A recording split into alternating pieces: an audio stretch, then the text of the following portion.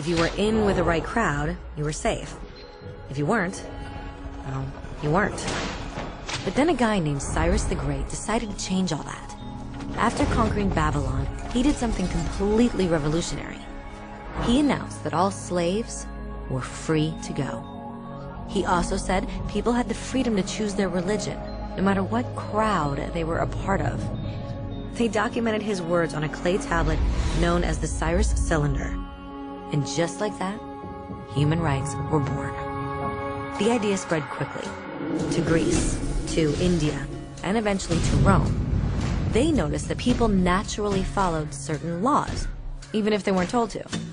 They called this natural law, but it kept getting trampled on by those in power. Not until 1,000 years later in England did they finally get a king to agree that no one can overrule the rights of the people, not even a king. People's rights were finally recognized, and they were now safe from those in power. Kind of. It still took a bunch of British rebels declaring their independence before the king got the point that all men are created equal. Which isn't to say he liked the idea, but he couldn't stop them, and America was born. The French immediately followed with their own revolution for their own rights. Their list was even longer, and they insisted that these rights weren't just made up. They were natural. The Roman concept of natural law had become natural rights. Unfortunately, not everyone was so thrilled. In France, a general named Napoleon decided to overthrow the new French democracy and crown himself emperor of the world. He almost succeeded, but the countries of Europe joined forces and defeated him. Human rights was again a hot topic. They drew up international agreements, broadly granting many rights across Europe. But only across Europe. The rest of the world somehow still didn't qualify. Instead, they got invaded, conquered, and consumed by Europe's massive empires. But then a young lawyer from India decided enough was enough. His name was Mahatma Gandhi, and in the face of violence, he insisted that all people of Earth had rights, not just in Europe. Eventually, even Europeans started to agree.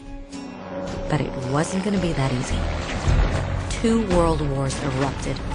Hitler exterminated half the Jewish population of Earth in horrifying Nazi death camps. And all told, 90 million people died. Never had human rights been so terrifyingly close to extinction. And never had the world been more desperate for change. So the countries of Earth banded together and formed the United Nations. Their basic purpose was to reaffirm faith in fundamental human rights, in the dignity and worth of the human person. But what were human rights? Were they the proclamations of Cyrus, the natural laws of Rome, the declarations of France? Everyone seemed to have a slightly different idea of what human rights should be. But under the supervision of Eleanor Roosevelt, they finally agreed on a set of rights that applied to absolutely everyone. The Universal Declaration of Human Rights. The French concept of natural rights had finally become human rights. So, in summary, at first, only a few lucky people had any rights, until one of those guys decided, hey, other people should have some rights too, which was great, except not everyone agreed. And it only took a few thousand years of fighting and declarations and more fighting until everyone finally agreed that human rights should apply to everyone. And they all lived happily ever after.